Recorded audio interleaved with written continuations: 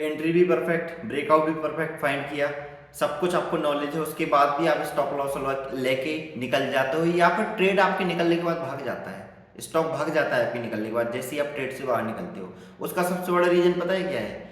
क्या होता है, कई लोग जो ट्रेडर है ना, वो करते क्या है कि अपने एक रूल बनाते हैं, ठीक है, जो भी वो उन्होंने उन्हें आता है प्रॉपर, सब कुछ सारा नॉलेज है, सारा उनके पास स्ट्रेटजी सब कुछ है।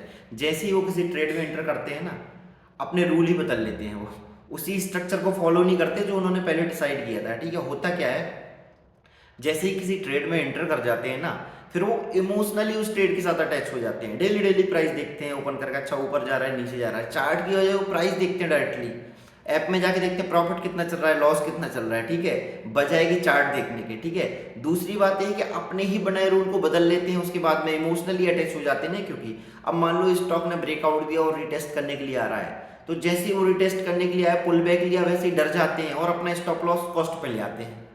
कॉस्ट पे ले आते हैं, थोड़ी सा फ्लक्चुएट करता है, निकल जाते हैं बाहर और फिर वो स्टॉक वहां से रिटेस्ट करके भाग जाता है, ठीक है।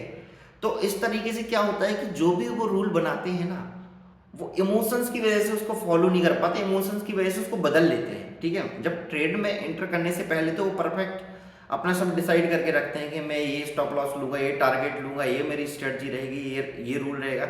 लेकिन जैसे ही इंटर करते हैं सारे रूल गायब हो जाते हैं, सिर्फ उनको प्रॉफिट और लॉस दिखता है और इमोशनली वो अटैच रहते हैं उससे। जैसे ही उनको लॉस दिखता है वो घबराते हैं, डरते हैं, जैसे ही प्रॉफिट होता है तो भी घबराते हैं कि मैं जल्दी से निकल जाऊं, कहीं प्रॉफिट साफ ना हो जाए, ठीक है। तो जैसे ही स्टॉक पुल बैक और रीटेस्ट तो करता ही है, तो उसी टाइम पे लोग निकल जाते हैं और फिर वहां से स्टॉक भाग जाता है। अपने ही बनाए रूल को फॉलो करना है, जो भी आपने स्ट्रक्चर है पैटर्न के हिसाब से जो भी डिसाइड किया है उसी को फॉलो करना है with in the time frame. जो भी आपने टाइम डिसाइड किया है कि इतने टाइम वाला ये ट्रेड है, स्विंग या पोजिशनल, उसी के हिसाब से क्या आपका स्ट्रक्चर के हिसाब से स्टॉप लॉस है, क्या टारगेट है, उसी को फॉलो करना है, ठीक है। स्टॉक ऊपर नीचे हो रहा तो उसको इमोशनली दिन भर ऐप में प्रॉफिट लॉस नहीं देखना है। अगर इस तरीके से देखोगे तो आप अभी माइंडसेट से ट्रेडर हो ही नहीं, आपका माइंडसेट ट्रेडर वाला नहीं है अभी, ठीक है।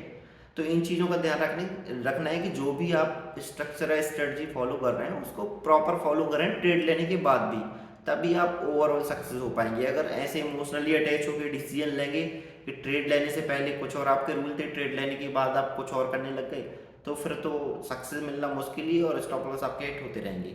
तो इसी तरह के नॉलेज के लिए इस चैनल को सब्सक्राइब कर सकते हैं दोस्तों, और वीडियो को लाइक ज़रूर करना। Thank you.